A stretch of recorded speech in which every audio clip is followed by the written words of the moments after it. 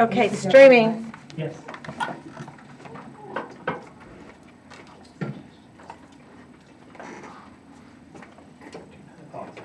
Did it work? Good. Great suggestion. Well, thank you. Great suggestion. Okay. Let's. Oh, no, they're in the bathroom. Oh, We can start. okay. Code of conduct hearing is stated in our policy before adapting any changes to the code of conduct. The board must hold one public hearing at which school personnel, parents, students, and any other interested party may participate. This hearing affords others such an opportunity. Is there anybody who would like to address the board about the code of conduct? Please? No? I would just mention one thing that, and I think I mentioned it in the notes that I provided you. The code of conduct is very long, and this version of it, the policy committee, made some intentional changes to try and shift the focus from being punitive to being educational. And I think, we had some success there. But it doesn't address all the kinds of things that people see on a daily basis. So one thing that we're doing is we're organizing an administrative regulation on the code of conduct. We really don't have, at least we don't have one that's specific in that way. And that's in a draft form. I provided you with a temporary draft, which is already out of date because we continue to revise it as we go. And so that's where some of the ideas, the policy into action plans come into play. So I guess what I would encourage you to know, and anybody who's interested, is that we take what's in that policy and we do try and convert it into real changes that I think are in the best interest of kids. And that's what that regulation is for. Thank you. Anyone have any comments, questions? Since you came in, we're doing the code of conduct hearing. Oh, Any fantastic. questions regarding the code of conduct? I don't. They're fantastic. All right. If there are no further questions or comments, we'll open the regular board meeting. Call to order. Stand for the pledge of allegiance. I pledge Allegiance to the flag of the United States of America and to the republic for which it stands, one nation, under God, indivisible, with liberty and justice for all.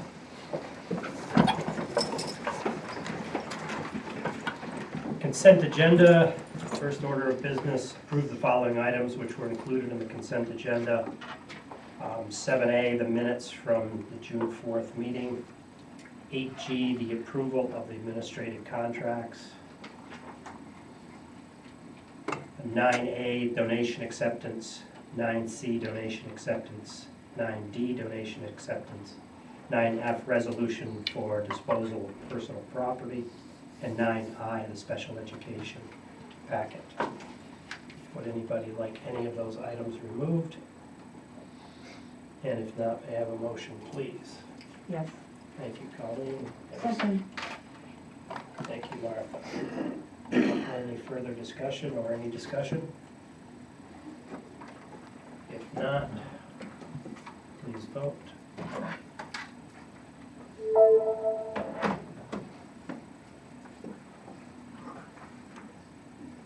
Most likely 5-4-0 against. Yes.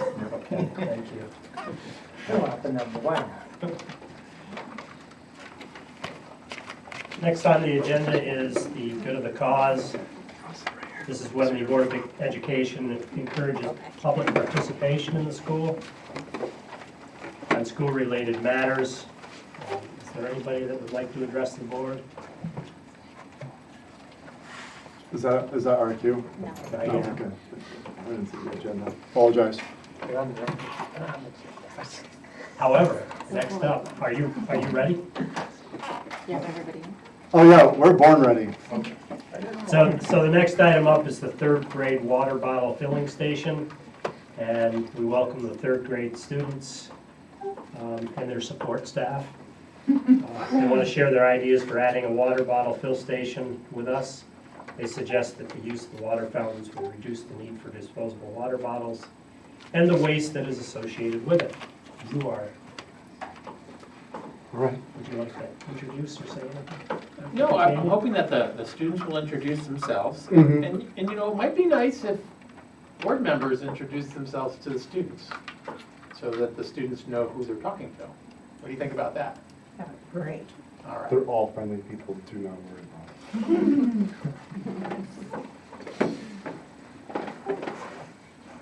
I'll Martha, you start. want us to share? Sure. My name is Martha Spear, and I'm Joseph Spear's mom and John Spear's wife. I'm Mrs. Locke. You know me because I taught religion with you, Torin's grandmother. Hi, Kendra. I have your sweatshirt afterwards. We left it on the playground. Dan Marvin. I'm Rick Preston. Joan Valentine. And I'm Dr. Catania, and I see you almost every day. So now you're seeing me in my building. Thank you for coming. So what are your names? My name's Kendra Levitt. Charlie Fox and Emmett Fox. about it. So maybe I just give like 30 seconds of background and then you guys will take it. There was, during their persuasive writing, they had a chance to kind of go around and see if there was a problem they wanted to solve. And water bottle pollution, I think, was something that came up. And then they kind of had an idea and kind of recommended him, like, hey, there's money out there. They recognized that there are water bottle stations upstairs, but by the third grade wing, they kind of just stopped. So they had an idea to want to get one for the third grade wing.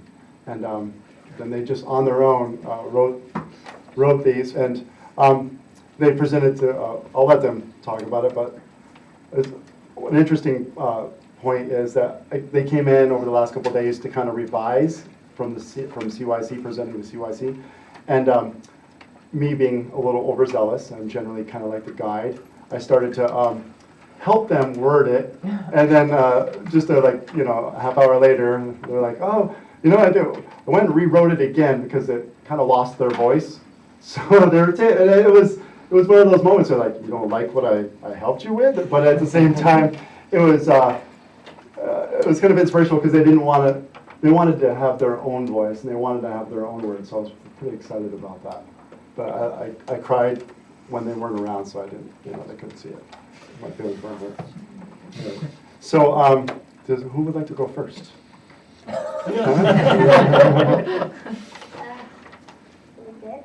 Yeah, if you want to go. Yeah, you just kind of read.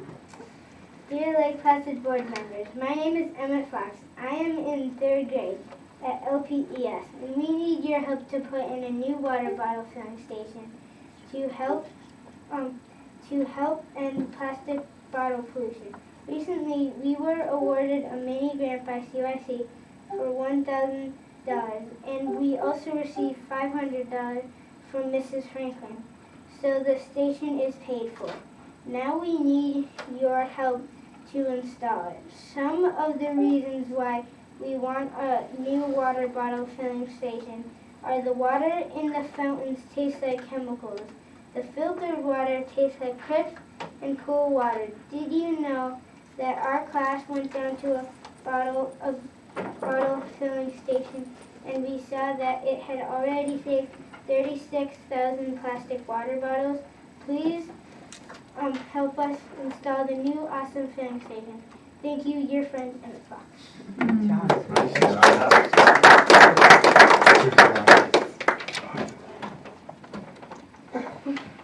Dear Lake Placid School Board members, my name is Kendra Levitt. I'm a third grader at LPES.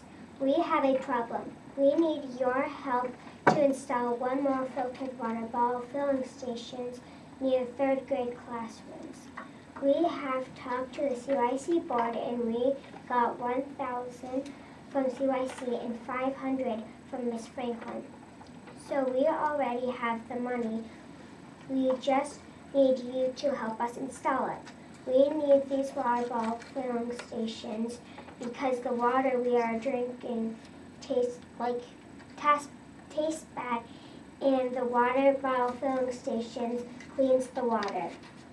The filtered water is healthy and tastes better. So please help us install the water bottle filling stations at LPS. Thank you. Love, Kendra.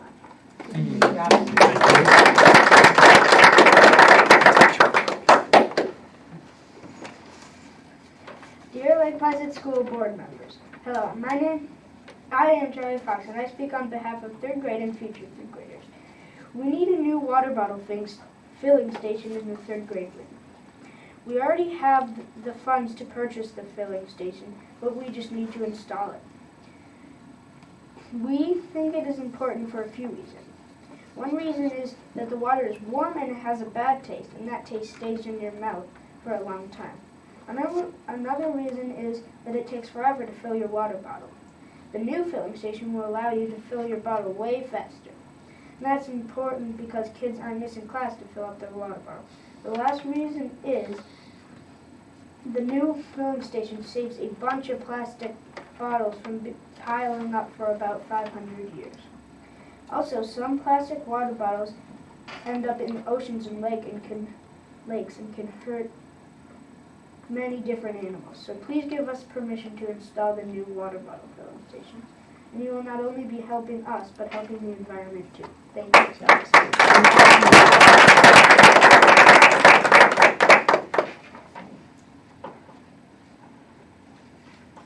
Any questions? Great job, you three. What exactly are you asking us to do? Permission, is that the key thing? Yeah. Okay, thank you. I think we also asked for installation, help to install it too, right? Yes. Do you guys plan on doing it yourselves? No. No, who could help us do that? And Mr. Beagle. So, and Kendra, you mentioned you guys had the funds. What does that mean, I guess? Can you explain to the board? We already have the money. We just need your permission to install it. So, it was about, I guess, we quoted about $1,500. They raised the $1,500 themselves. So they paid for the water filling station. They just want your okay to install it into the 3rd grade wing. Take out the old water down and put in a water filling station. Is that what you're thinking? Does the new filling station have a fountain as well, or is it just a filling station? Yes, it has the thing that fills up your water, and it has like just a drink fountain. So it has the fountain, and then in the back it has a hole to put your water bottle. Good idea. Excellent presentations, and I commend you on the fact that we're so late in the year and you're doing this for those classes yet to come. That means a lot. And they're very humble children. What they didn't mention is also CYC had some remaining funds, a couple $100 to purchase water bottles, plastic water bottles, hopefully for next year's 3rd grade. And they're potentially, at the very minimum, next year's 3rd grade. And these lovely 3 students will get water bottles as well. Hopefully that maybe we can parlay that with maybe next year's environmental club leaders to maybe do a school-wide thing. They're exploring that. So maybe that could be one of those introductory gifts at the school. So every student would have one. And then each class can bring theirs to the custodian or the dishwashing station and have them get washed each day. Great. So I just want to say congratulations to Emmett, Charlie, and Kendra for raising the money for the water fountain. That's a wonderful thing. Who would have ever thought you could raise $1,500? And then for writing your persuasive essays that you were brave enough to come and present here and do a really terrific job. Thank you very much. And we have this sway not just one group of people, the CYC board. Originally, our max is $500, but they moved the rest of the board so much that other board members spoke up and said, well, this is our end of our fiscal cycle, we have this much budgeted, we can contribute more. So it wasn't, we had it all earmarked already. Because of their speeches, they were able to obtain more money. And now they come and speak in front of you as well, so it's just not a one and done sort of situation. So, it's pretty, I'm impressed. Great. Very Yeah. well. So I guess, what would be the question then? What did you guys ask for again? For permission, yeah, So, basically for permission? permission to install the new water bottle fountains and take out the old one. So I guess the question to the board would be, do they have permission? When's the date? Do you have the filling station? or- We can, we have the funds, we just, whatever, when we identify, we go through Mr. Pegor, he'll identify the model, the number, and we have the funds, they just transfer it, and it doesn't have to be right away, per se, we just. Generally, what we'll do is take this as information, and then we'll put it on the next agenda for approval.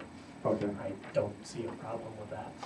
okay, that's their way of saying it should be okay. Yeah. But Mr. Leon will follow up. And there's a reporter back there too, so that they'll hold him accountable. I'll be here for the next meeting, just to make sure. Do you have any questions or, of the board, or? So what they're gonna do is, they're gonna discuss it later, much like when you presented to CYC, and then at the next board meeting, then, after they discuss, you'll approve it. That's what I'm thinking we're going to do. That's So, yes, so at the next meeting, and then, so you'll get an email or a phone call from me or Mrs. Damp or Mrs. Lynch. The good thing about that is you'll be on summer break. So you have good news in the summer. Anything else? Anybody have Thank any? you. Great, thank you very much. Thank you. Great job. Nice work. job.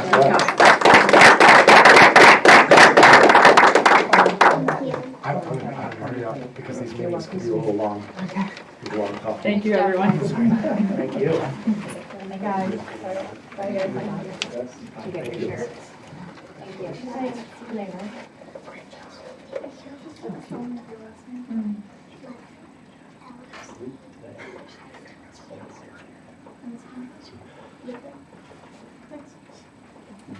That was fun. Have all of our meetings like that. Okay, next item on the agenda is the future planning, middle and high school. Last meeting, we heard from Sonia Franklin on the future planning for the elementary school. Tonight, we hear from Lake Placid Middle School Principal Teresa Lindsay and incoming high school Principal Tammy Casey on the improvement plans for next year. Welcome. Do you want to trade in for those third graders, or you? Yeah, that's the fifth graders. So Tammy and I decided that we were going to present together this year. It's a shared building. We share so much that's there, staff, kids, everything. So we decided that we were going to present together. I know that I say this every year, and this is my 6th year doing this, and I'm going to say it again. It's an amazing process. I always go into it dreading it.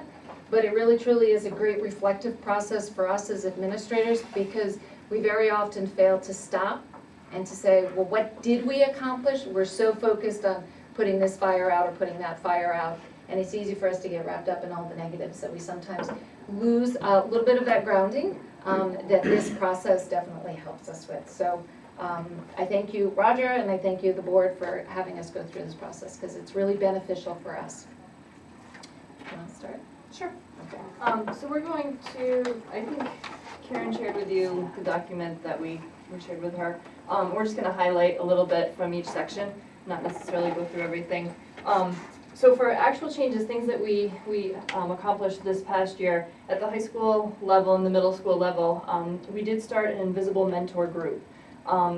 With that group, the goal was identifying students who are not necessarily connected to the building and trying to build relationships with those students, without them not necessarily knowing what is happening. So a small group of teachers met in January.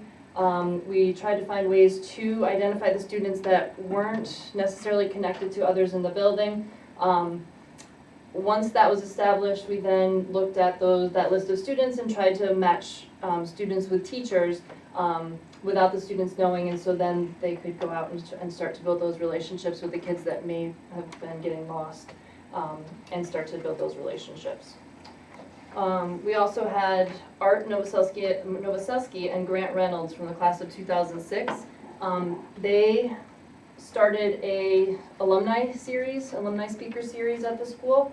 They came in the end of May and met with our sophomores, juniors, and seniors and talked about life as a high school student in Lake Placid and then opportunities that they've had after graduating. And we had another student from the class of 2006, Justin Gallo, come in, and we're hoping to kind of keep that going and bring back some of the alumni and introduce them to our students so that they can see what careers and what things are available in the world outside of Lake Placid, and even in Lake Placid, trying to get some students that have stayed around in the area and have been successful.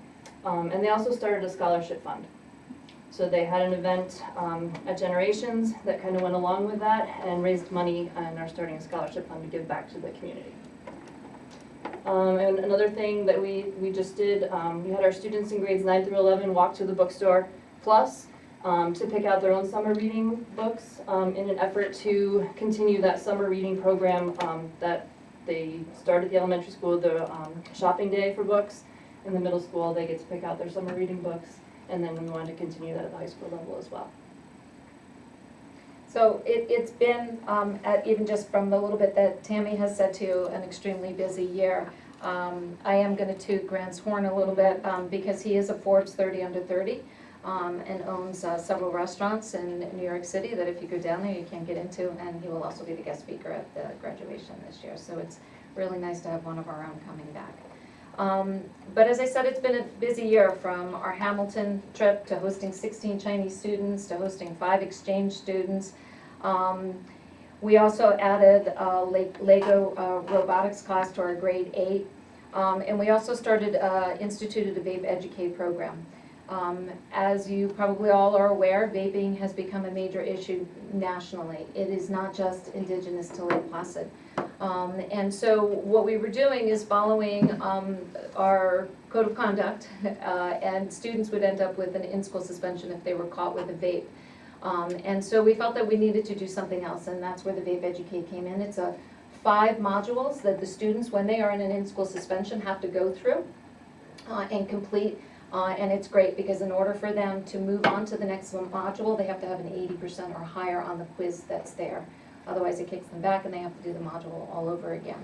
And we've had Tina Clark then check in with those students afterwards, and those students who have participated in it have found it to be very beneficial and educational, and they learned quite a bit from taking that program. We also put safety as a priority this year. We purchased our Jacobs kits. And these are in every space that has students, and the Jacob kits are used to stop the bleed. Teachers have also been trained in how to use those kits. We've improved our file drill procedures, and we continue to improve those procedures. We, of course, as everyone knows, had to navigate the closures of both the ramp and the front of the building, which has been a bit challenging this year. And that's on next year's plan that we hope to have taken care of. We've also started the purchasing of new doors, so to replace those doors, the classroom doors that have the full glass. So those classroom doors will have now just the single pane of glass in them, again, for safety reasons. And thanks very much to Mr. Ernie Wachowski's constant pestering, we purchased a fireproof Christmas tree for the foyer, as opposed to putting a live tree there. So those are just some of the things that we have accomplished this year. And next year, our list is probably just as long. Yeah, so for changes for next year, we're taking a look at our mentoring program for new teachers. We do have a lot of new hires for next year. And so we created a committee was created to look at our new teacher mentoring program. They're going to examine current practices and also take a look at the program that's currently in place. They're also looking at other districts, reaching out to see what other schools are doing, to identify best practices. And they're going to create a program to hopefully support and help keep some of the new hires. We also created a scheduling committee. We had to find 10 minutes, add 10 minutes to the high school schedule. And so a couple of things that we're going to try to work on next year and for years after. We're going to try to pilot at some point no bells to try to reduce anxiety and have less of a distraction in the middle high school. To add the 10 minutes to the high school classes, we're going to reduce the lunch periods by 10 minutes. They're currently 40 minutes, so for next year only, we're going to reduce the high school lunches to 30-minute lunches, which is the same as the middle school. And then moving forward, trying to identify a working block schedule, but not just identifying a schedule, but also providing teachers with resources and training to be successful in that transition. Academically in middle school, in addition to the continuation of our robotics course, which has been a wonderful feeder to the high school robotics program, we are looking to start a leadership workshop. We piloted this year with Jennifer DeLelio, was an amazing addition to our staff this year. She worked very closely with Angie Carlisto to do an 8th grade leadership push-in course. It was over a 1-week period. We'd actually like to formalize that. Dr. Miller and myself have been talking about it for a couple of years now. So it would be in place of one of the minis that the students would be taking. So it would be, every student would rotate through that. We are also hoping to add to our 7th grade mini a news in review, which is really a focus on current topics in the news.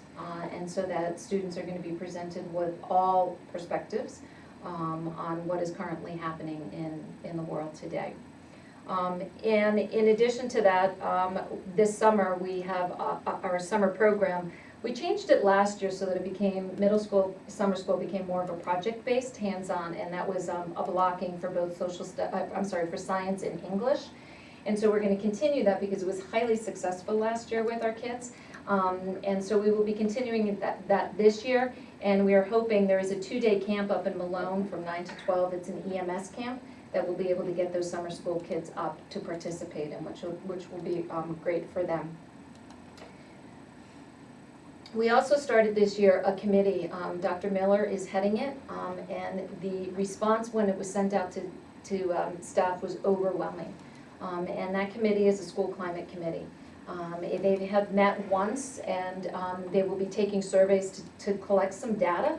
And they've become really kind of an advisory committee to be able to make suggestions on some things that we should be doing to begin to shift the climate of our school. There will be parents involved with that. There will also be students that are involved in that. So that is an evolving committee that, as I said, met once, and they will be meeting again the first superintendent days that we have. We also, along those lines with the school climate, are looking to expand our restorative justice practices. Tammy, myself, and Jennifer went to some training earlier this year. We piloted with a student in the 7th grade, and we are hoping to expand on that. In addition to that, creating a consequence ladder, which all has to do with the code of conduct. So that there's a clear understanding of what that ladder is, and students will move, I like to think, up the ladder rather than down the ladder. But so that we will have that established for next year as well. The last but not least, one of the interesting things that recently came up is I know that we had a subcommittee, including board members. I think, Colleen, you were on that for the volunteer hours that we have. One of the conversations that we've been having, we'd like to explore a little bit further, is revamping a little bit how we operate those hours, so that it's not, and again, every year this year we feel it with our seniors going in, and they're overwhelmed with their senior projects, with the end of the year, with college applications, and some of them still trying to collect the hours that they need. So we'd like to be able to begin to maybe spread those out, so that in middle school you have to do 5 per year. That's really doable, and it seems manageable and doable and attainable. And then there would be 10 for each year, in freshman, sophomore, and junior year. And then, so the number would be creeped up a little bit, so they'd end up with 45, but again, a very doable number when it's spread out over those number of years. So we've only begun to have those conversations, and that's something that we're gonna delve into a little deeper. We have our 5-year plan. So looking ahead, at the high school level, we have to start focusing on the next generation standards. Some of the departments have done a little bit of work looking ahead at those standards, but we have more to do. So that's kind of on our long-term goal. But along with that, providing professional development for those teachers, making sure that they understand the standards, have time to look at the standards and know the implementation timelines. Also looking at things that we talked about for block scheduling, not just throwing teachers into a block schedule, but making sure that they're comfortable with that and have opportunities to learn how to make that an effective use of time before they actually have to teach using that model. And along with our restorative justice and the invisible mentoring that Tammy has already shared with you, to expand as we go through this process, to begin to assign, say, 5 students to 1 teacher, so that when that student gets into makes poor choices, which we sometimes have kids do, that there's a check-in process, that there is somebody that they need to be accountable to, rather than just Tammy and I. And so they would then have to go check in with that person and figure out how they're going to make the amends.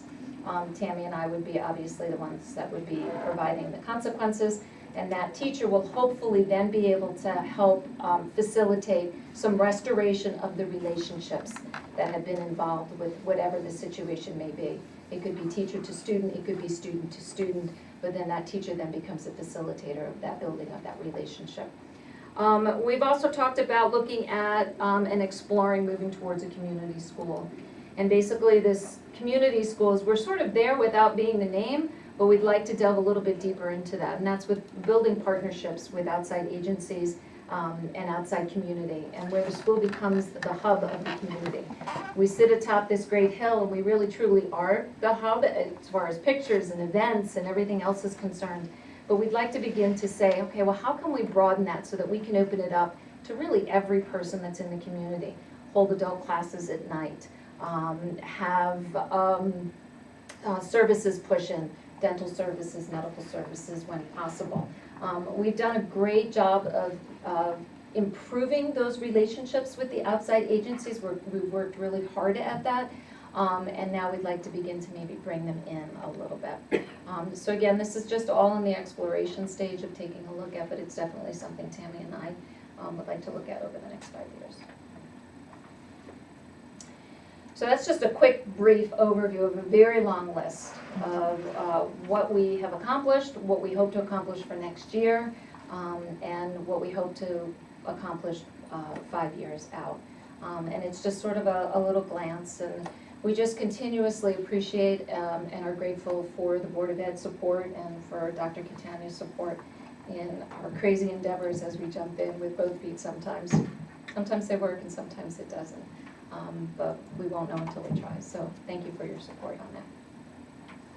Does anybody have any questions? I do, actually. And it might be very simple, but what is create a changing station in the cafeteria? Charging. It's supposed to be charging. Oh, charging. Charging station, Okay, yeah. I need to So remember. the end cafeteria has already been changed. If you go in, there's some great new tables, which the kids absolutely love. It's the senior section for the seniors, and it's also the 8th grade, middle school seniors, the 8th grade section, so the 8th graders are allowed to sit in there. The last year's seniors donated money so that and it just hasn't been done yet, that like a counter height be put in, a table be put in counter height that will run the whole length of the wall with stools, with chargers there. I see, okay. So students can take their phones and Great. charge them, they can take their laptops and charge them there. The kids are really loving this space, and they really are using it effectively, so we just want to add to it. How would the no bells work? Very quietly. Yeah. Is it just a soft little? There would be, sound that no, there will- would actually be a bell in the morning to get students up and a bell for first period, and then that would be it. It would be up to teachers following the clock. We do that already when we have testing in the building, Yeah. things like that. It just, Quiet. And everybody Yeah. always goes, why don't we do this more often? Because it really does reduce the amount of stress and anxiety and clock watching. So we'll pilot it and see how it goes and get feedback and before any firm decisions. Yeah, it's quite loud. You can hear it when you're walking around the lake. Yes, I'm sure you can hear our announcements too. Yeah, it's just everything. You just hear it all. Yeah. That's great. Yeah. Thank you. I like your idea of a help desk Yeah. run by students. That'd be Yes, would love it, absolutely love it. Beekmantown has done it successfully, where they have the students as their tech help desks. And we have enough students that are interested in that. great. Any other questions, comments? Thank you. Thank Thank you. Thank you very much. Thank you. Moving right along, budget status report. I think you have the next 4 or 5 items here. Sure. Trying to expedite the process here. Well, anyway, at this time of year, looking at end of May, we have basically, in terms of our revenue, brought in just about everything, sitting just under 95% collected in terms of our revenue expended. And this is a little old at this point, about 82%. Our last payroll just happened last week, so that's more like 92% at this point. So when we present in July, I could say, yes, yeah. So at this point in the year, we're basically, when you look at expenditures and revenue, we're about even at this point and all that. So as you can see, it is right on par from last year. A little higher in terms of expenses, in terms of where we were at the end of May, but all said, we're basically still on track in terms of the end of the year stuff.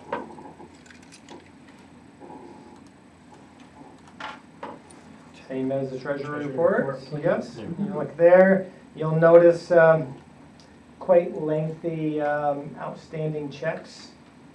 One, it's a different format with Envision, so one gives it a different appearance, but two, just because of the nature of timing, where everything went out, and in terms of all that at the end of May, that's why we have all these outstanding. But I know talking with Betsy late last week, all but a handful of these checks have since cleared, so it was really more timing purposes in terms of that. Again, looking last week. If I had this a week later, you would see several insured cash sweep diminish quite a bit because of our payroll last week, as well as some other movement, paying some bonds that were due June 15th. So we're back in line, in terms of where we typically are in our bank accounts.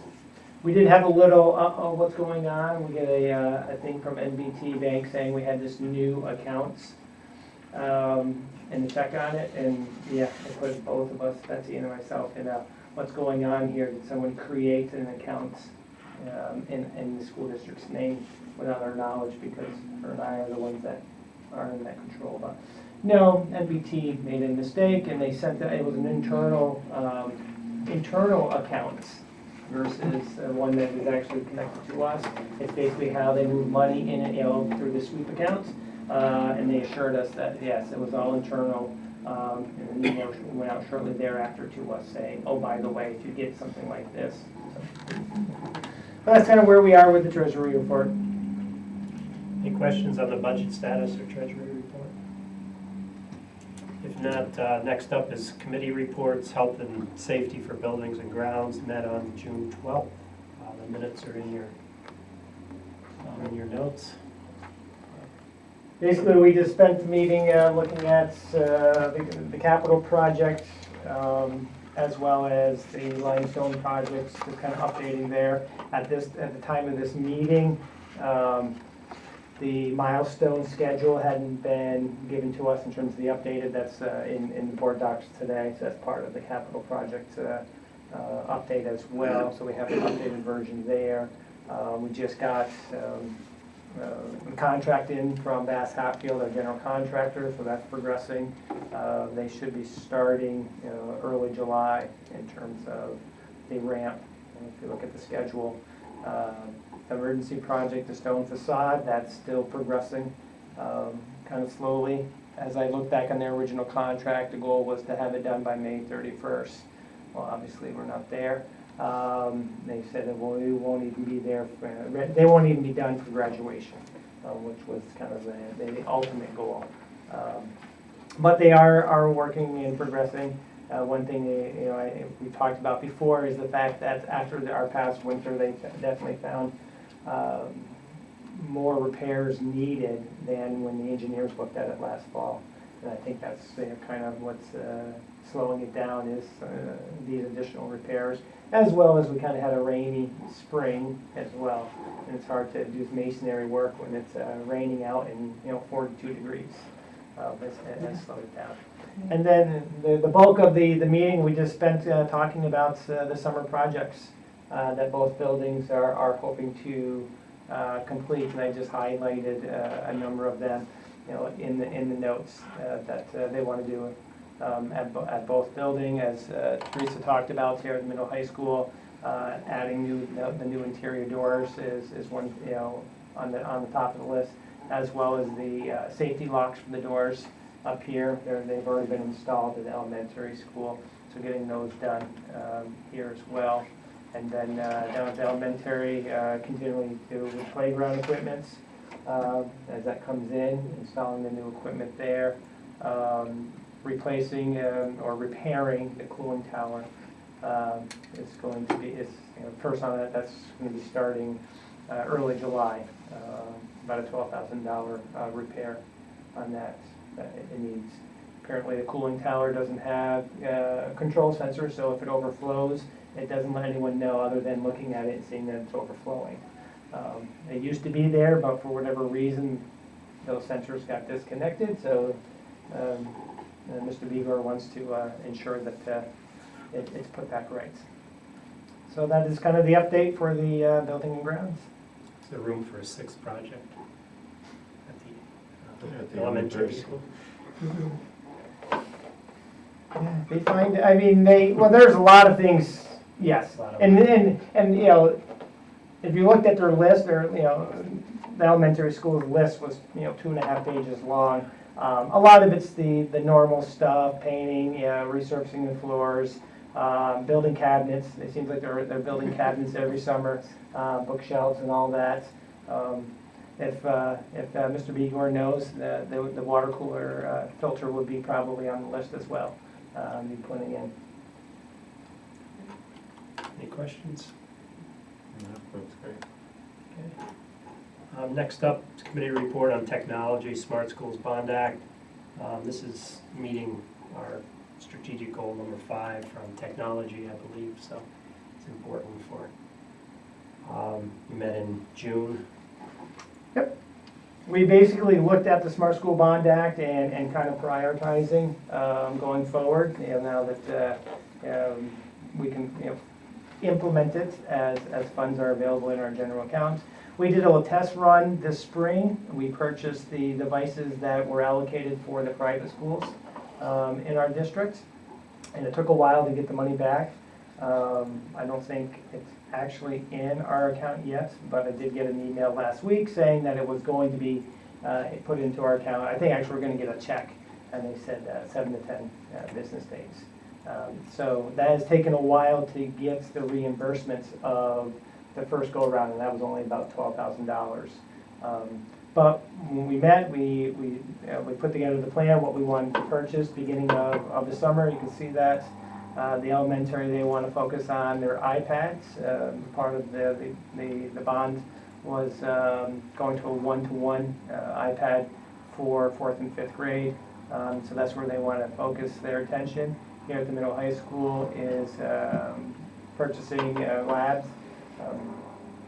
We're looking at Mr. LaValle's lab. Originally that was earmarked for the middle school, the high school lab. And we had money last year, so we ended up purchasing the computers for the high school lab out of regular funds. So we're shifting those desktops to Mr. LaValle's lab as well. So that'll be the first thing, and then looking at the high school library, the middle high school library in terms of the computer lab there. I believe that was earmarked for 20 MacBook Pros, kind of like a Genius Bar, and that computer lab. So that would probably be the next purchase once the reimbursements start coming in. And then we kind of talked about basically the technology plan here. Tom Dodd has a group come in. It has come in to look at our networking. They were here. The same group that came in a number of years ago and basically did an evaluation of our networking. And the goal is to kind of put together a 5-year plan of the network itself, not individual devices, but our Wi-Fi, our hard wired lines, and basically what do we need to do over the next 5 years to maintain and upgrade. So that's kind of in the process of happening right now. So we'll probably in the near future be able to present out in terms of a possible technology plan for the districts in terms of upgrades. And that is the technology. Thank you. I'm busy. Any questions on technology? If not, Dr. Catania, you are off. Superintendent's report. All right, well, I'm going to start with a special presentation. As many of you know, the School Board Association keeps track of the additional professional development hours that board members put into their preparation for work on the school board. And on occasion, tally those up and provide a certificate. So I have a certificate today, which is being distributed to Martha Spear. And this says, it's a Board Achievement Award to Martha Spear for Lake Placid Central School District for participation in New York State School Board Association Leadership Development Training totaling 75 points. And it's signed by William Miller, the president of NISPA, and Tim Kramer, the executive director. So congratulations. Thank you.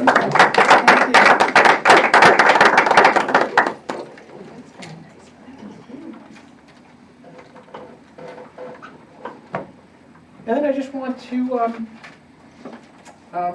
remind you, and I'm sure you don't need this reminder, that we are approaching the end of the school year.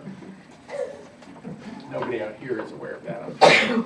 But yes, school is winding down, though certainly ratcheting up while it attempts to do so. So I want to just give you a quick overview of what's going on at Lake Placid Elementary School. We're in the midst of a number of celebratory field trips for all the different grades, and some have already taken their field trips and some are still working on that. But that has been happening last week and this week.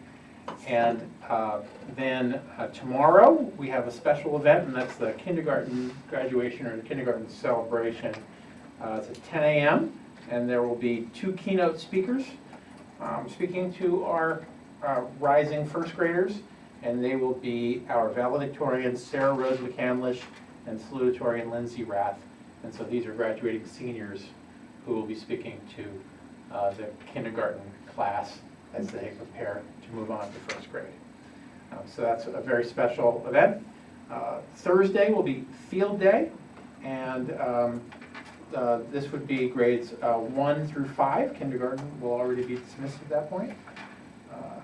So grades 3 through 5 will be participating in field day in the morning, grades 1 through 2 in the afternoon. Lunch will be served in the middle of the 2 events.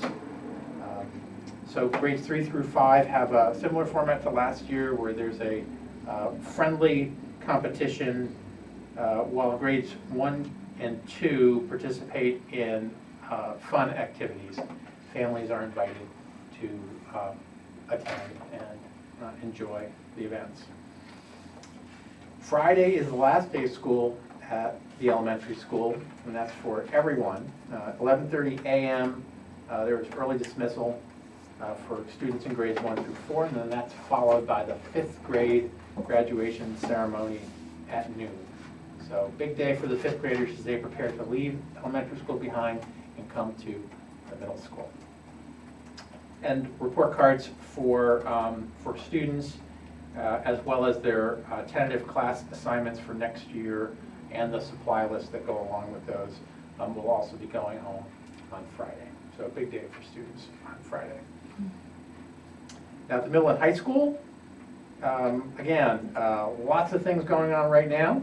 So we are in the midst at the high school level of review classes for Regents exams and Regents exams. Today was the first day for New York State Regents exams, and then for the exams that are scheduled for the upcoming days, there are review classes so students are able to prepare with their teachers for those exams. There's also senior projects, and that the project presentations are always exciting. Some students actually started presenting their senior projects weeks ago, but now is the bulk of them. So actually in this room, just today, probably a dozen different students presented their senior project to a panel of staff members. The schedule's on information. Thank you. So the Regents exams will last until Tuesday, the 25th. And so on the 25th, there are 2 scheduled Regents exams. That's chemistry and physics. You might recall that this is one of those unusually scheduled years where the last day for Regents exams is Tuesday, and then rating day, what the state calls rating day, Wednesday, which means Wednesday is officially the last day that school is open. So again, unusual year this year. It will be different, back more to the traditional next year. Middle school is, in the meantime, very active. Middle school is participating in expeditions, and this is more of a project-based approach to learning as a way of concluding the year, and that will be through Wednesday. So Wednesday is the last day of middle school classes. Wednesday is also the middle school academic awards ceremony, and that's at 10:30 a.m. Is that in the auditorium this year? Yeah. And then Wednesday night is the 8th grade celebration. That's at 7 p.m. Always an enjoyable night. I know our 8th graders are looking forward to celebrating, but then getting ready to move on to 9th grade. And even though it's in the same building, I know that our 8th graders really feel that transition from middle school to high school. As far as senior events go, in addition to finishing up the school year with their projects and with their exams, our seniors do have 3 big events next week. So Monday at 7 p.m. is Senior Recognition Awards and Scholarship Night. And again, that's a night where every one of our seniors gets honored in some way, shape, or form, and a number of academic scholarships are distributed. On Wednesday, our baccalaureate ceremony will be held at St. Agnes Church, and that's also at 7 p.m. That's the first time our seniors wear their caps and gowns, and it's organized by the senior class. Finally, the big night, Friday, 7 p.m., graduation. It will be on the Oval, yes. And if not, it would be in the Conference Center. So those are the big events for the seniors. If you're an alum, and I know there are some alumni in the room, Saturday is the banquet that celebrates all alumni, and then I guess there are special celebrations for some of the classes, including the 40th reunion Well, we class, did is that correct? the year. Class of 1979, is that right? Yep. Yeah, okay. Wow. We do also have summer school that will start on July 8th and go till August 16th. And then, of course, we do have board events. Next Tuesday is the NISBA Board of Education Appreciation at the Hotel Saranac. So I know I'll be attending. I know some of you will be attending as well. And then I hope that the board members will all join us for graduation ceremony. It's a very special night. So that's everything I have. Any questions or comments? Exciting time. There you go. Thank you for getting back on time.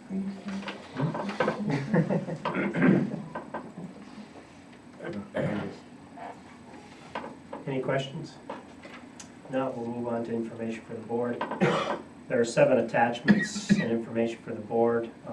A parent letter, library asset reduction memo, the annual Area 6 dinner meeting, memo of understanding, draft board calendar for 2019-20, senior project presentations, as was just mentioned, and the superintendent's contract. Any questions on any of those? Any discussion on any of those? If not, we'll move right along to linking goals with agenda items. Not to be outdone by Mr. Brownell. I have a list here. All right.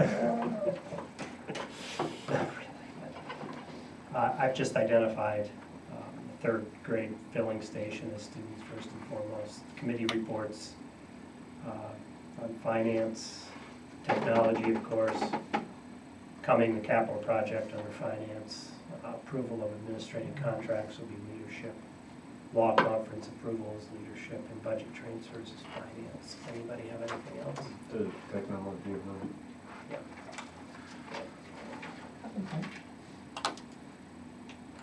Good. I'll give you this list, Karen. Thanks. I think we're doing pretty well. I think we have 1 outstanding bullet point to meet, so good job. Okay, moving on, capital project. Updating permits and approvals. Dana, do you Included on board docs is the updated milestone schedule. Kind of talked about that a little earlier. So you guys have that you guys can review and see when the tentative start time is for projects. Our contracts are coming in from the 6 companies. Like I said, Bass Hatfield we just got in, Dow Electric came in today, Ambience, which is going to be doing the air monitoring, that proposal came in a little while ago. So they're gearing up to do abatements this summer and monitoring. So things are starting to progress in terms of the project. I think they're meeting next week to further discuss again some more in terms of the abatement and putting together a schedule, a more concrete schedule. So as contracts come in, Roger signs them, we figure out which out of the 3 contracts goes back.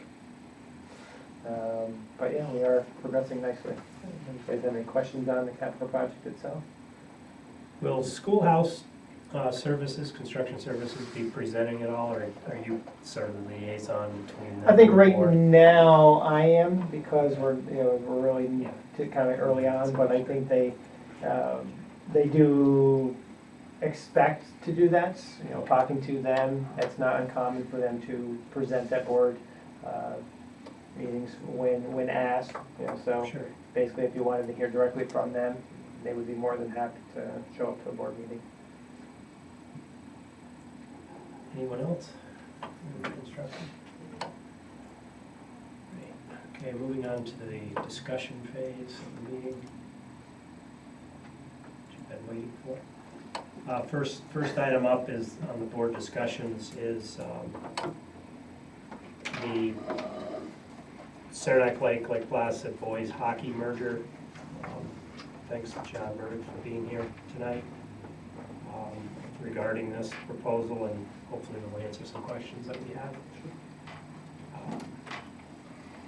Dr. Bullock, I think you're here for that reason. That's the thing I was most interested in. Okay. I'd be happy to. Okay. Yes. Can we just review where we are? Yeah, please. Right, because the board has been updated on a regular basis when we've had discussions about potential SLP mergers, as with the boys hockey team, along the way. But we had a public forum a few weeks ago, which I know I shared information with you both online as well as through my superintendent's report. and that was at our last meeting. So our plan really was to host that parent forum, to share information with the board, then to allow the board to discuss the merger, followed by, at a future meeting, a board vote on whether or not to support the SLP merger. So this is really kind of in the middle of the process, this discussion. Any questions, board members? Do you foresee, John, if and when this merger takes place, it would seem logical that each district would have a representative, a coach from each district. Do you foresee that that's how this will transpire? That's optimal. I think, both communities would have to have qualified personnel. We've been lucky, I think with the girls' hockey, it worked that way. We naturally had a coach from both districts. With lacrosse, the SLP lacrosse, the girls' coaches from Saranac Lake, the boys' coaches from Lake Placid. But we kind of stumbled into that. So the hope is that we would have a representative from both schools as the coach and assistant coach. But you need qualified personnel. So that's to be determined. I haven't heard any names yet of interested parties from Saranac Lake. And then there's been a couple from Lake Placid but obviously I'm going to hear more from Lake Placid than I would from Saranac Lake. So you'll be working closely with Mr. Bennett, most Yes. likely, and setting forth some criteria as far as total inclusion or Absolutely, yes. or cuts, and I know there's been a lot of talk about JV teams and Right. midget teams. Yes. Um, Yeah, so, I think the conversation that took place in the public meeting was to make sure, or to hope that the coach would be kind of inclusive in all that, and very, very open to making sure all interested athletes have a venue to play. So, yeah, that'll be a constant conversation that we have, yes.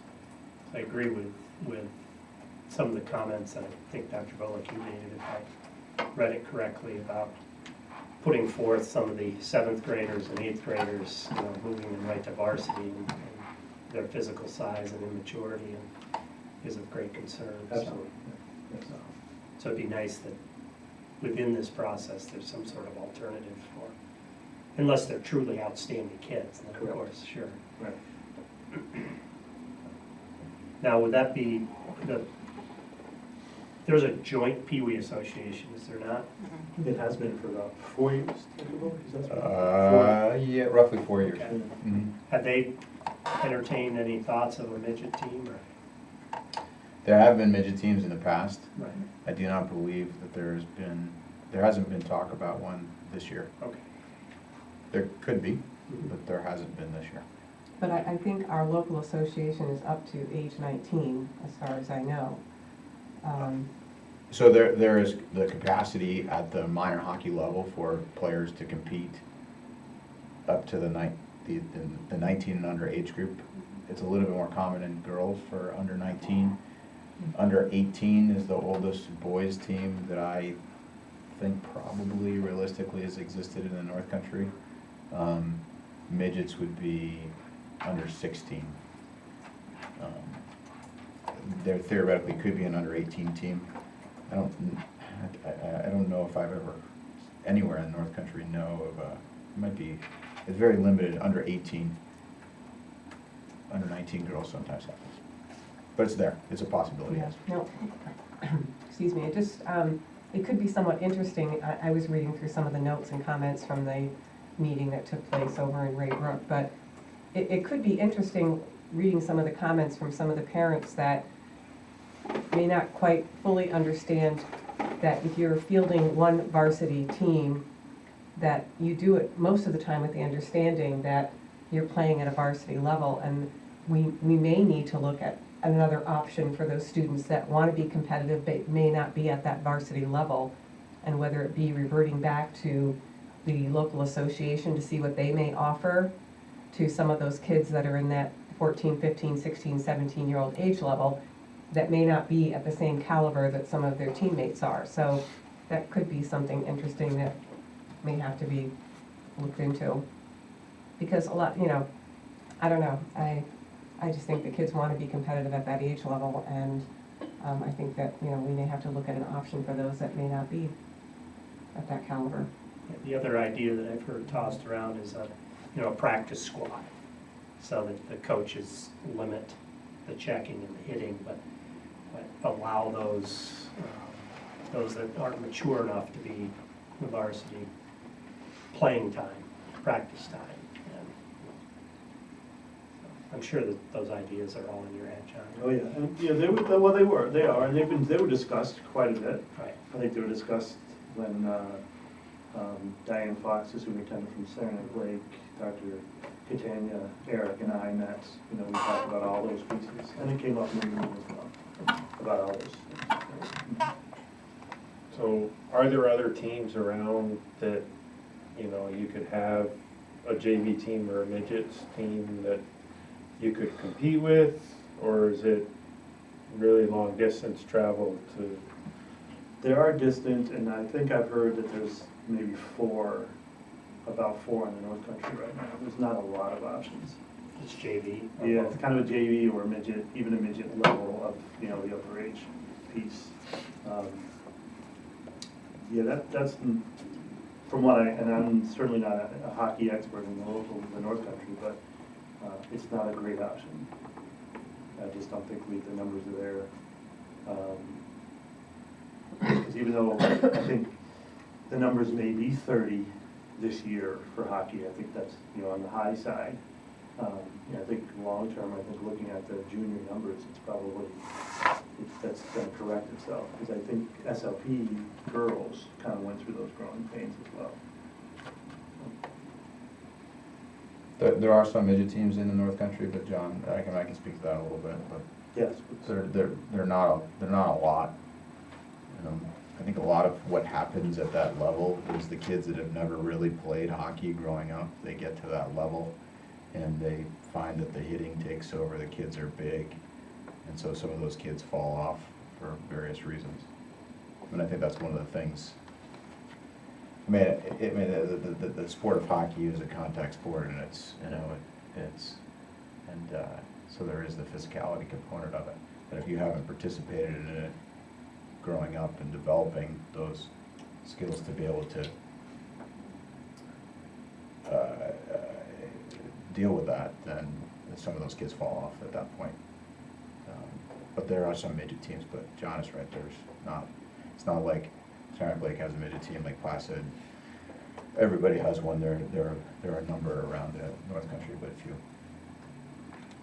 So John, do you think that you're saying that there could potentially be 30 athletes going into this academic year that could possibly come out for hockey? Yeah, I think that would be the high number.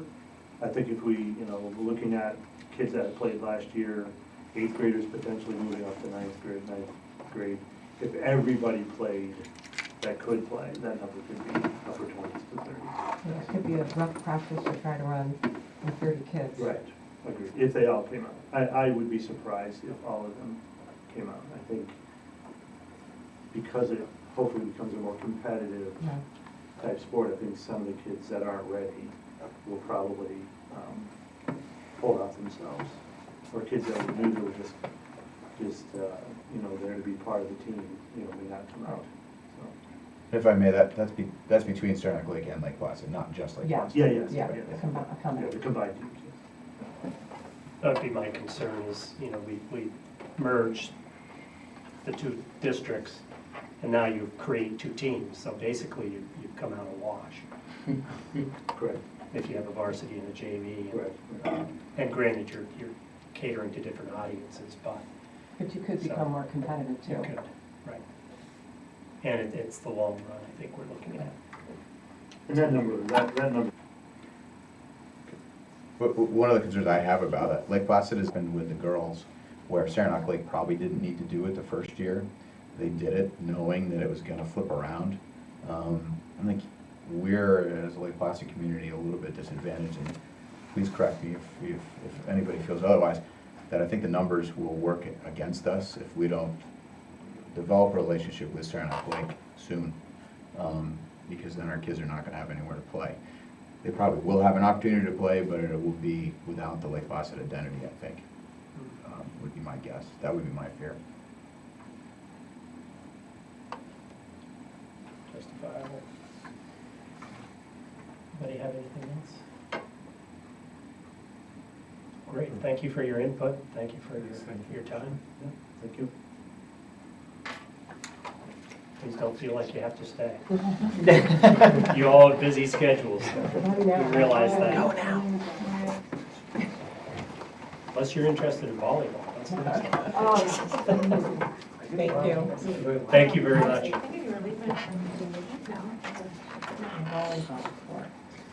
Thank you all. Thank you. you. Next up is the discussion regarding the volleyball court. We heard about this in just letter form last week, so any updates? Sure. So, no updates on the plan itself, or the plan that was proposed by our community members who are, really gung-ho about bringing a sand volleyball court to Lake Placid Elementary School, making it accessible both for students as well as for adults. But the big question I think that the board probably has, or one of the questions I know that the board probably has to do with liability. And so I have been in touch with our insurance agent about this. There's a few things to think about. First of all, our insurance agent drew a comparison with the trail project that's at the elementary school. He said that, it's just as it's very similar to last year's trail project. Right, trail project was intended to provide students and teachers with opportunities, but also community members to ride their bikes or whatever it was they were going to do there, which always comes with somewhat of a risk. And so what he said,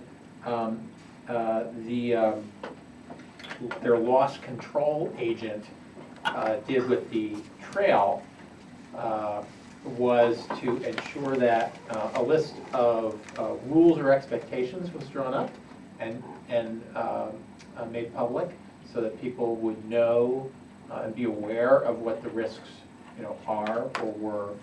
And matter of fact, the loss control agent actually came to, so this is not like our local insurance office, this is sort of the central Butte National office. Our loss control agent came to the elementary school, walked the trail, assessed it for risk. He said, so our agent here said that a similar thing will happen should we go ahead with the volleyball court, that risk would be assessed, and then his assumption up to this point would be that during the school day, the use of the volleyball court would be supervised, just like everything we do is just supervised by our school employees, so that wouldn't be any additional exposure, at least no different than any other activity during the school day. That use after school by non-students, or by students for that matter, that risk would be reduced by, once again, a list of expectations with clearly posted signs. And then also, if groups were going to use it, that it would be treated as we do, for example, the gymnasium, middle high school, or other facilities, that the expectation would be that those groups would use the facilities use form, and that if they were, creating some kind of organized, tournament or regularly scheduled games, that they would be expected, as with the gymnasium, to purchase insurance for those activities. We did talk briefly about some of the differences between the volleyball court and, for example, an outdoor basketball court. We also have an outdoor basketball court which is accessible by the community. So it's very similar in some ways. Maybe the one difference is that the sand volleyball court requires a net and posts that would come out, right? So they wouldn't always be up. They wouldn't be up all winter, And we could perhaps monitor how those posts are made usable by groups, whether school groups or out of school groups. He seemed to think that, as with the trail and as with other public facilities, that an outdoor volleyball court could be managed, but he didn't have the specifics because the loss control person who came to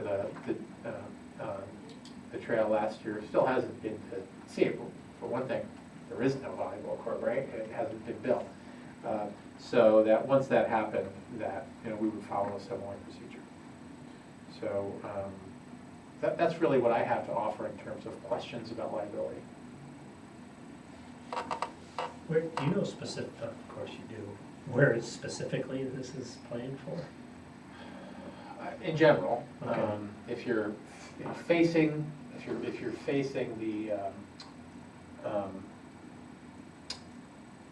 the playground from this, say the main road over the parking lot, right? It would be to the left of the playground and to the left of the what's that pit called? The Gaga Ball. Gaga Ball pit, which was a senior project. So this would probably the Gaga Ball pit is very similar to the volleyball court too. That was a senior project built by one of our students, and it's become kind of a favorite over at the elementary school. So it would be past that. Yeah. Custodian Bill Begor, head custodian Bill Begor, he sort of has a plan for more specifically where in that area it would be laid out. School people are excited about it because it would offer them some additional activities that they could do with students. Community members, obviously, but that's where some of the concern is about exposure. One thing they don't mention in their letter is that beach volleyball has now become an NCAA sport. Actually, colleges play it. So. Any questions, comments on the volleyball court? We'll be seeing it again later in the agenda. So.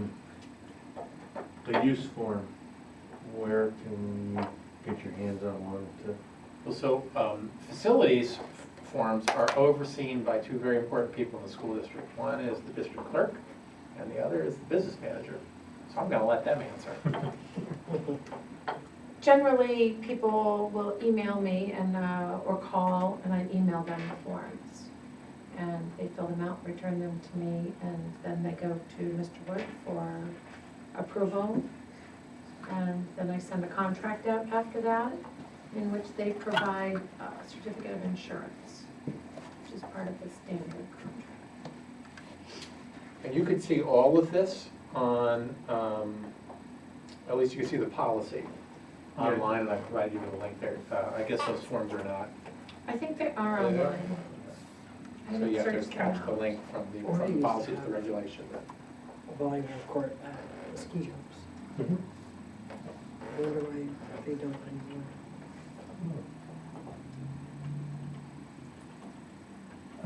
I like the removable net. That helps me. Yeah, I mean, there's some logistical questions about that that I don't think we're ready to answer. Who's responsible? Who's responsible for taking it out and putting it on, putting it back in, and where would you store it? All those kinds of things that we would have to figure out. Mr. Begor has no problem with this, I take it. Mr. Begor was, one of our early supporters for this. He saw it as being a real legitimate addition. You remember that they're working hard on the playground right now. Right. And, just trying to get more options. Good. Any questions, comments? The form can be, is on the website, so you can go to the website and Just, all you have to do is cut and paste that from the executive content online too. Okay, thank you. Next up is meeting minutes. That was on the consent agenda, so we'll move right into the personnel matters.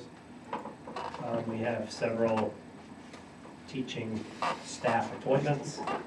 First of which is, upon the recommended action Upon recommendation of the superintendent, appoint Caitlin Kozak, certified pending in speech and language disabilities, to the position of speech teacher, replacing Colleen Skufka, in the tenure area of speech and hearing impaired, effective September 1st, 2019, for a 4-year term tentatively scheduled to conclude on August 31st, 2023, contingent upon completion of the probationary term and having received composite or overall APPR ratings of either effective or highly effective in at least 3 of the 4 preceding years, and a rating higher than ineffective at the conclusion of the 2019-20 school year.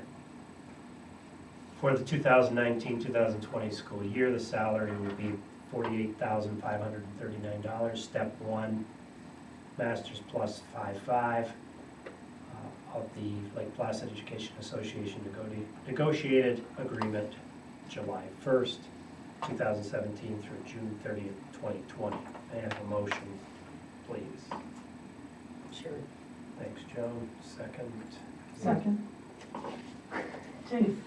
Is the 55, is that 55 like additional hours in, It's 55 master's credits, so that would be additional to the bachelor's. okay, Yeah. okay, It is not additional to the master's. okay. Which is, I think, what your question is. Yeah. Yes. I never knew what that meant. I didn't know if it was like 55 additional improvement hours or something, so yeah, that Yeah. clarifies it.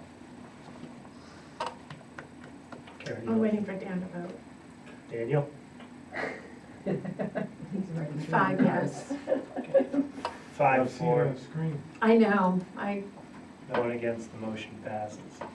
Next is upon recommendation, or recommended action upon recommendation of the superintendent, appoint Jennifer Brooks, certification pending, to the position of teaching assistant, replacing Jane Lodisick, in the tenure area of teaching assistant for a probationary period of 4 years commencing on completion of certification and anticipated to end 4 years from that date.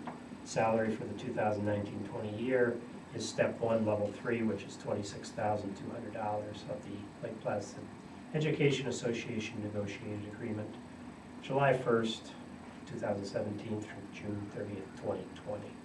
May I have a motion, please? moved. Thank you, Martha. Second? Yes. Dan, thank you. Questions on Jennifer Brooks' appointment? If not, please vote.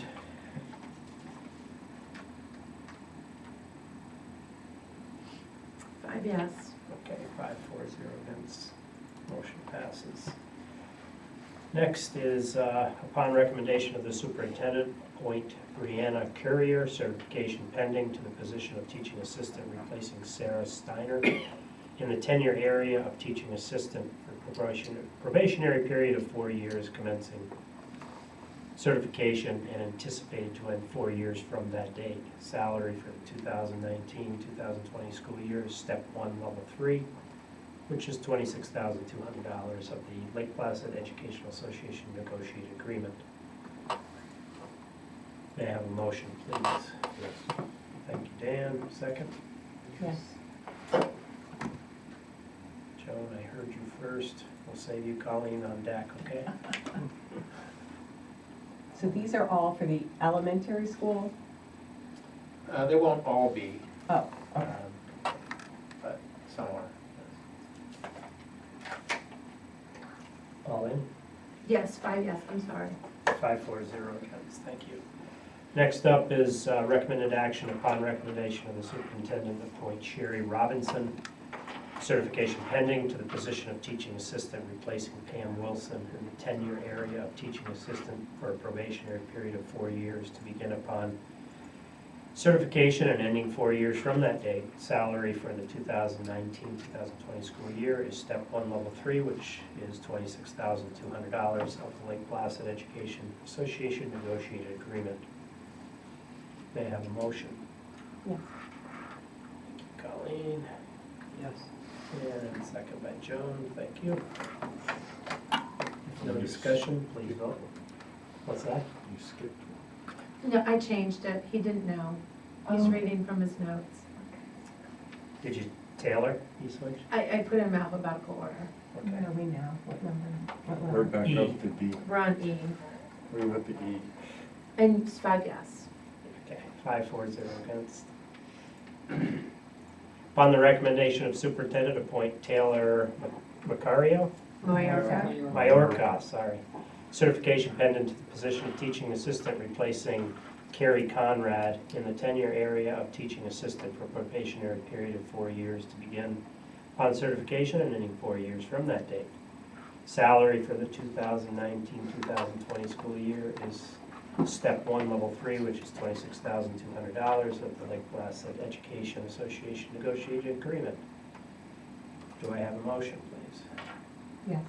Thank you, Colleen. Second? Yes. Thank you, Martha. Any questions on Taylor Majorca? If none, please vote. 5 yes. 5-4-0 against, motion passes. Next up is the CSEA staff resignation. Recommended action upon the recommendation of the superintendent, accept the resignation of Todd Cunningham, bus driver, effective June 28, 2019. May I have a motion, please? Yes. Joe, second? Yes. Thank you, Dan. Discussion, comments? We'll miss him. We were glad when he came, and now we'll be sad when he goes. But he's got an exciting opportunity. He and his wife have an exciting opportunity out west. 5 yes. Motion passes 5-4-0 against. Next up is the approval of the administrative contracts. That's under the consent agenda. Additional action items. Donation acceptance, A is consent. B, donation acceptance. Recommended action, whereas Lake Placid Central Schools Board of Education Policy 6255, donations, gifts, and grants to the district allows the superintendent of schools to accept on behalf of the board gifts, donation, and grants having a value of less than $1,500. Whereas money had been granted in the amount of $45,603 from the Caroline and Sergei Lucy Field Trip Fund to support the 2019 8th grade trip to Washington, D.C. Now therefore it be resolved in accordance with policy 6255, the Board of Education hereby accepts the grants from the Caroline and Sergei Lucy Field Trip Fund in the amount of $45,683. May I have a motion, please? Yes. Thank you, Dan. Second. Thank you, Joe. Any comments? Greatly appreciate it. Yeah, it certainly Such a is. nice gift. And one of the things that the 8th graders have traditionally done now over the last few years at their graduation ceremony is share what they learned from the Washington, D.C. trip. And that often goes hand in hand with a personal thank you to Mrs. Lucy, who's been invited to attend. And she has the last 2 years. I hope she will this year. And so she gets to hear firsthand from the students who benefited how powerful the experience was. Yeah, that's wonderful. That is. Thank you very much. 5 yes. 5-4-0 against, thank you. C, D are both consent, donation acceptance. E is the law conference approval, recommended action. Whereas the board wishes to send up to 3 members to the law conference in Latham, New York on July 24th, 2018. The cost is $300. At the cost of $300 per person, whereas monies have been budgeted for board members to attend conferences. Now therefore be it resolved that the board hereby approves up to 3 board members to attend summer law conference in Latham on July 20, is it 23rd or 20? I thought it was the 20, I think it's the 23rd, isn't it? 23rd, I believe it is too. 23rd at the cost of $300 per person. May I have a motion, please? Yes. Second comment? Second? Yes. Thank you, Dan. Any questions, comments? My comment is if you'd like to attend that, please let Karen know as soon as possible.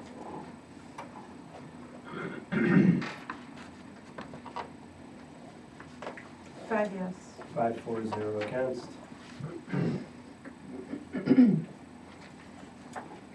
Next is consent is the resolution for disposal of property. And then G is the volleyball court approval.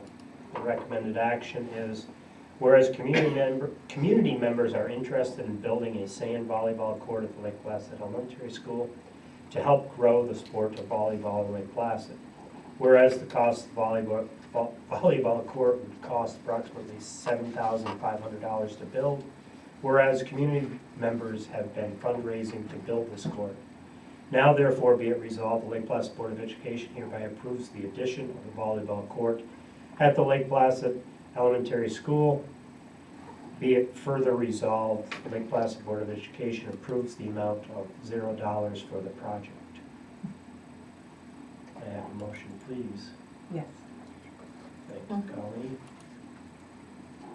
Second? Yes. Thank you, Martha. Further discussion on this? Why do we have to say we're approving $0? They asked for money on their thing, and I thought somebody might say, no, we want to give X amount of money, Okay. so there was a blank. You could change We it. filled in the blank. How much did they ask for?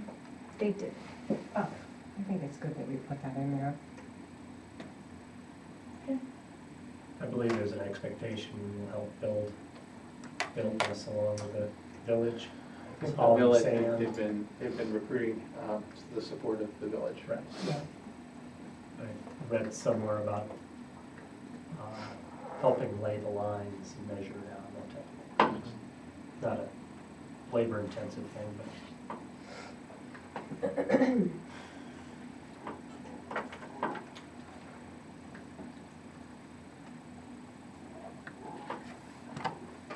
Five yes.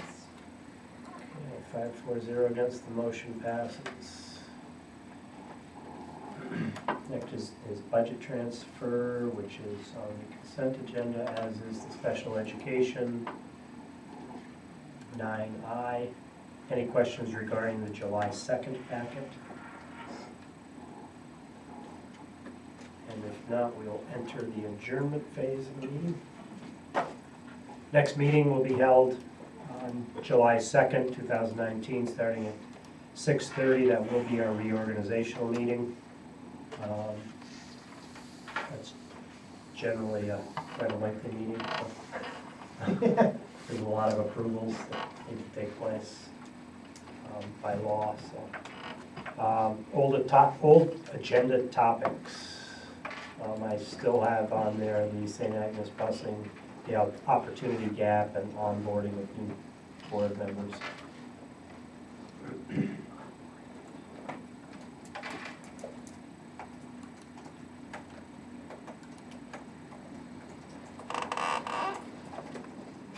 Are there any new agenda topics?